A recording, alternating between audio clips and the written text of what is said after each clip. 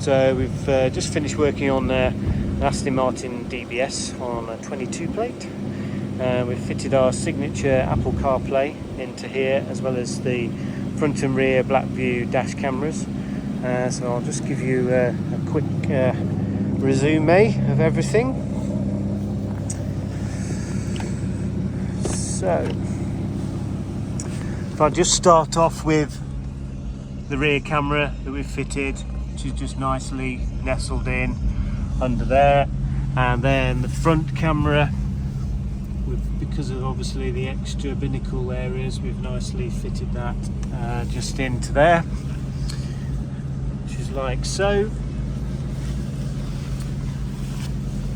And as regards to Apple CarPlay, so you can use basically this button and the same button which is down there. So if I hold that now, this goes back into the original Aston interface, and then I literally just turn that back on, and then we've got functionality which is with the actual jog dial itself. As you can see, there's no lag on our kits. This is very, very quick and seamless in here. Gives you full functionality for Apple CarPlay, full wireless Apple CarPlay as well.